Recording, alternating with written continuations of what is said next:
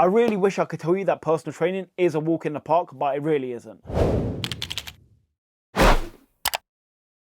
So hello and welcome to another video. It is your boy Jordan and I hope you're having a good day. So you clicked this video because you're thinking about becoming a personal trainer. In this video, I'm going to give you the pros and the cons of becoming a personal trainer. So let's do this. Okay, so before I get into the pros and the cons of becoming a personal trainer, let me give you a little bit of context to my situation. So I'm not going to lie to you guys, I was only a personal trainer for 6 months in a commercial gym in the UK. I made this career decision after a gap year in Australia. After I got back from Australia, I was a little bit lost and I didn't necessarily know what I wanted to do. But there was only one thing I had passion for, and I still have passion for it to this day, and this is actually working out. So somebody suggested to me, why don't I try personal training? And in this moment of time, I actually thought it was a good idea because I didn't necessarily know the full ins and outs to personal training. So I started my personal training course in October 2016 and I qualified by December 2016. So this is more or less immediately after qualifying, I managed to land myself a job as a personal trainer in a commercial gym in London. So I stayed in this role for 6 months, taking us to August 2017. And then from here for about another 6 months, I was doing more home-based workouts, traveling to my clients' houses and working out from there. So as I've given you my brief history as a young 21-year-old personal trainer in London, I'm going to get into the positives now. Okay, so my first positive is the flexibility and choosing your own hours. Again, as a young 21-year-old personal trainer who didn't really want a 9-to-5 office job, the flexibility was amazing and there was a lot of freedom to this role.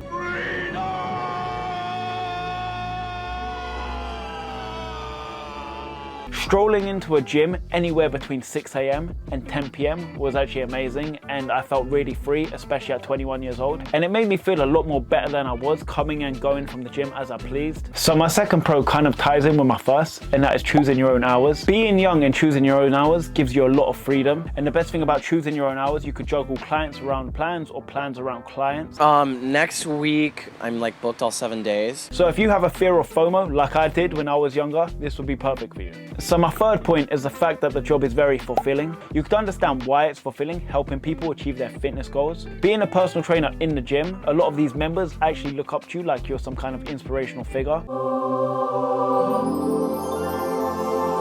because you can help them change their lives. So as a personal trainer, literally your job is to help someone with their fitness goals, and that's like the dream. Whether it's weight loss, muscle gain, or improving their general fitness. If you could help someone with their fitness goals and helping them improve themselves for the better, it's very fulfilling and gives you a good reason to why you got into this job in the first place. So my next pro to becoming a personal trainer is that it's great if you have a passion for fitness.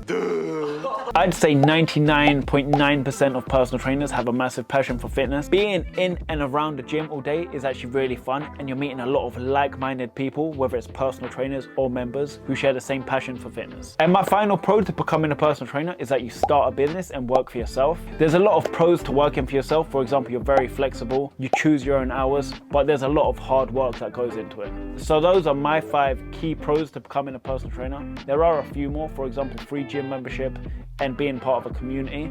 But in my opinion, the cons outweigh the pros, and I'm going to get into them now. Okay, so my experience had a fair few cons, so I'm going to get into them right now. So my first con is the fact that you're working for free. So working in most commercial gyms, you don't get paid a basic rate. The funny thing is, you're actually paying them with your time. You have the choice, you could either pay the gym £800 a month, or you could actually give it back to them in time, for example, 15 hours a week across 3 shifts. Within these 15 hours, you'll be cleaning the equipment, talking to members, so it actually is a good time to talk to people and try and secure your clientele. So you can be poaching clients during this time, you just cannot train them on the gym's time, which sucks. And my next point is that you're going to be working a lot of hours before you finally get that first client. So a lot of these members are local, and a lot of these locals like familiar things, and it will take a lot for them to commit to the brand new personal trainer in the gym. Got commitment issues, but I'm trying to fix that for you. Especially at the fact that turnover is really heavy in most commercial gyms. They want to know that you've been here for a while, you're tried and tested, and that you're trusted before they invest in you. My next con is the fact that you work in unsociable hours. Again, if you have FOMO, this is actually terrible.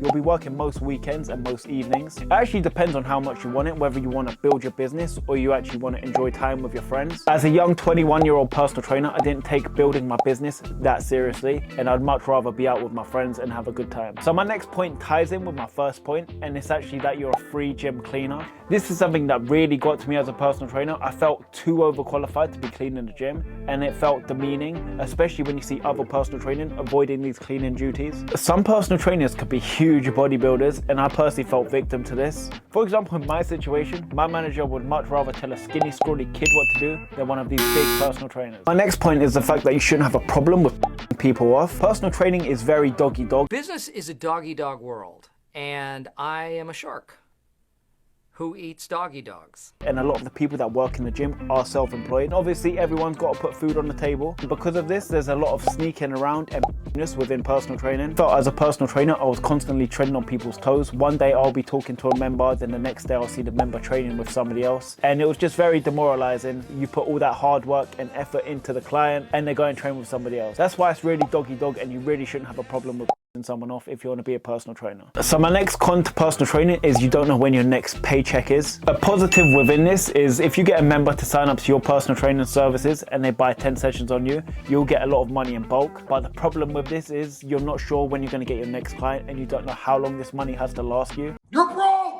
And you could also be training this client if the money is long gone. And the fact that you're not 100% sure when you're going to sign your next client up, it kind of makes you a yes man and saying yes to everything. And in my opinion, I don't think that's a good thing. Personal training to me is all about customer retention and keeping 5 to 10 clients happy for a long period of time, instead of signing up as many clients as possible over short periods of time. So for my next point, times have changed since I was a personal trainer. There was no such thing as online coaching, and you're restricted to one gym. And the fact that you're restricted to one gym, if you wanted to change your gyms, you're literally starting this job from scratch, building up credibility, reliability, and members' trust. So it's more or less the only service job that I know where you've got to start from scratch every time you change locations. But in today's day and age, online personal training has actually opened you up to a worldwide audience, which is great. So my next point is that some clients aren't as serious as you would think. So some clients I signed up, I personally felt they weren't committed to me like I was committed to them. I have this one story which makes me laugh to this day. I had this one client which signed up for my services. I created her a training program. I gave her a rough amount of calories. She said she was hitting it perfect. It was time for weigh-ins and she didn't drop. I was like, how come you haven't dropped? Something must be off. So what she basically said was she's sticking to the calories and she don't understand why she's not losing weight. Then we dug deeper and it actually turns out that she was sticking to the calories but going out drinking every night. And in my opinion, that she wasn't seeing results. It didn't look good on her personal trainer,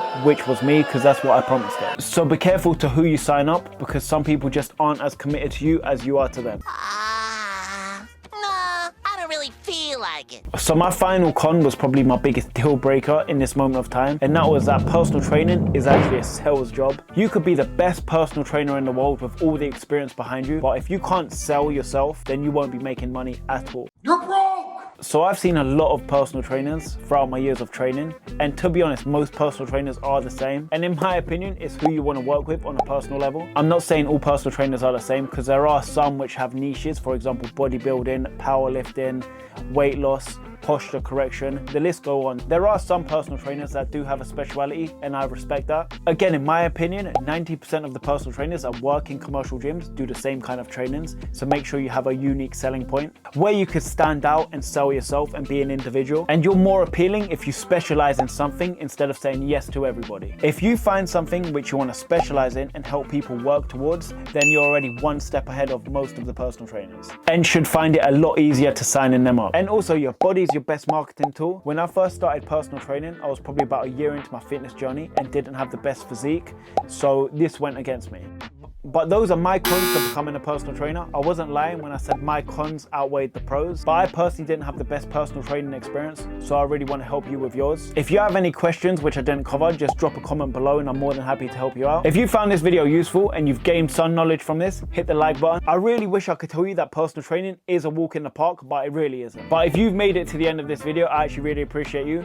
Don't forget to actually follow me on Instagram and TikTok. I'm very active on both those platforms. Don't forget to also hit the subscribe button, and hopefully I'll see you in the next video. So until next time, peace.